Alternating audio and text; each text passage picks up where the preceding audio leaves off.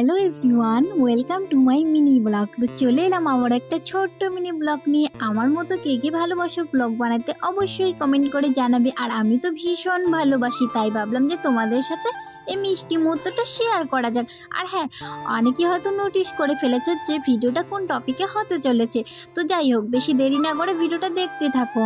তো আমার তো ফার্স্ট পেমেন্ট আমি পেয়ে গেছি। অনেকে হয়তো জানো, অনেকে হয়তো জানো না। তো ব্লগটা কন্টিনিউ দেখতে থাকলে সবাই বুঝতে পারবে।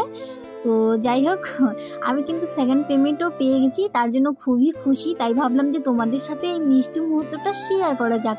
তো যাই হোক, কেমন ঠান্ডা পড়েছে অবশ্যই একটু কমেন্ট করে জানাবে। আর আমাদের এদিকে যেহেতু পাহাড়ের এলাকা, তাই এদিকে ভীষণ ঠান্ডা। তো এই ঠান্ডার মধ্যে কিন্তু ভাকা খাইতে ভীষণ ভালো লাগে। তাই মাকে বললাম যে তুমি আজকে ভাকা বানাও। আর হ্যাঁ, আমি কিন্তু আগেই মাকে ফোন করে বলেছিলাম, যখন আমি শ্বশুরবাড়িতে ছিলাম তখনই বলেছিলাম যে আমার ভাকা খাইতে খুব ইচ্ছা করতেছে। তো যাই হোক, ওই জায়গায় সেরকম বানায় না ভাকা হতো। তো মা এখন বানাচ্ছে, বলতেছে ঠিক আছে তাহলে বানাবো। তো আজকে বানানো হচ্ছে, সবাই মিলে খাবো একসাথে। এই জায়গায় দাদুকে দিয়ে দিলাম গুড় দিয়ে, চা দিয়ে খাবে ভাকা। তো আমিও একটু টেস্ট করে দেখলাম যে ভাকা কেমন হয়েছে। আর জাস্ট অসাধারণ হয়েছে। এই ঠান্ডার মধ্যে তো কোনো তুলনাই হয় না।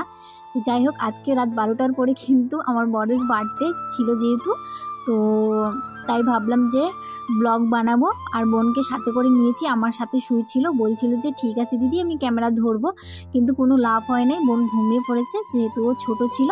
তো কোনো ব্যাপার না, আমি একাই ক্যামেরা ধরেছি আর এক হাতে আরেকটা মোবাইল দিয়েছি। এই মোবাইলটা কিন্তু আমার পুরনো আগের মোবাইল।